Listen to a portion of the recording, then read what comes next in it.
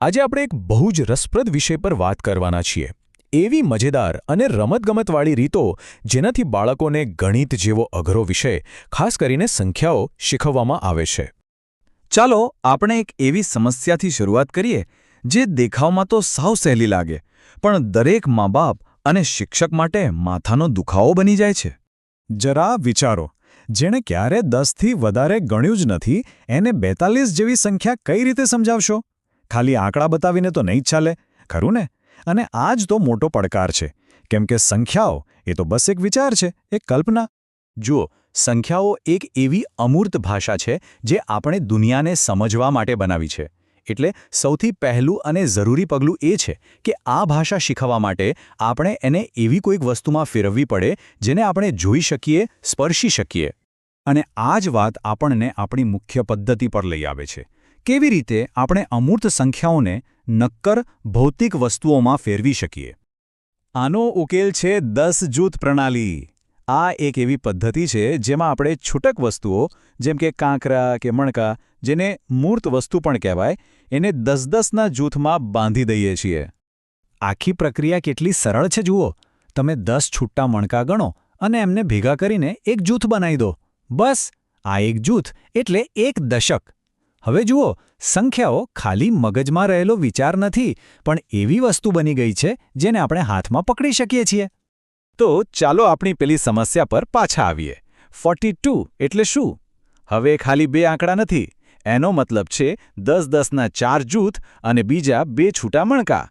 બસ આ જ તો છે એ આહાવાળો ક્ષણ જ્યાં બધું સમજાઈ જાય છે. સારું, તો હવે જ્યારે આ પાયો મજબૂત થઈ ગયો ત્યારે આગળ શું? હવે આવે છે અસલી મજા.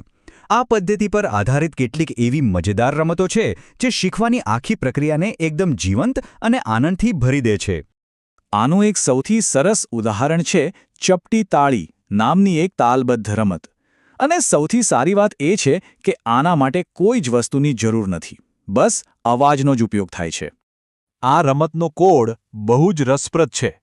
જોરથી તાળી પાડો તો એનો મતલબ થાય 10નું એક જૂથ, અને આંગળીઓથી ચપટી વગાડો તો એનો મતલબ થાય એક છૂટી વસ્તુ. કેટલું સરળ છે! તો હવે તમે જ કહો, જો 3 તાળી અને 1 ચપટીનો અવાજ આવે તો એ કઈ સંખ્યા થઈ? બરાબર, એ થયા 31. આ રીતે ગણિત એક તાલ અને સાંભળવાની મજેદાર રમત બની જાય છે. પણ આ રમતો ખાલી મજા માટે નથી.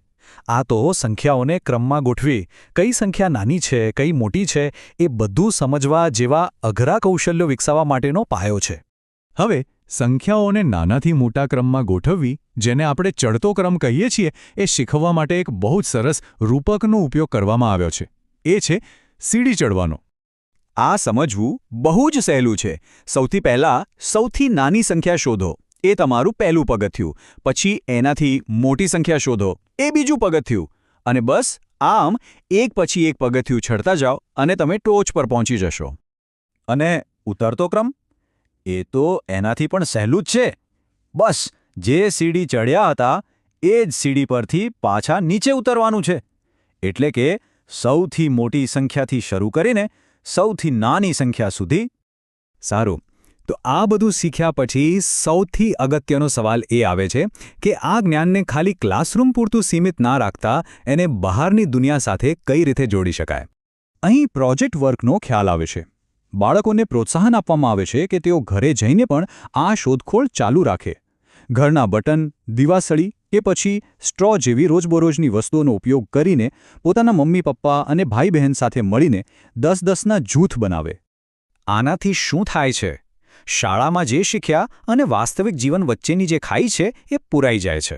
અને એ સાબિત થાય છે કે ગણિતે ફક્ત ચોપડીમાં ભણવાનો વિષય નથી, પણ આપણી આસપાસની દુનિયાને સમજવા માટેનું એક ખૂબ જ ઉપયોગી સાધન છે. અને આ બધી વાત આપણને અંતમાં એક વિચારતા કરી દે એવા સવાલ પર લાવીને મૂકી દે છે. જો રમતગમત જેવી સાવ સરળ પદ્ધતિઓથી ગણિત જેવી જટિલ ભાષા શીખી શકાતી હોય, તો વિચારો કે રમત બીજું શું શું શીખવી શકે છે. એનામાં હજી કેટલી બધી છુપાયેલી શક્તિઓ હશે.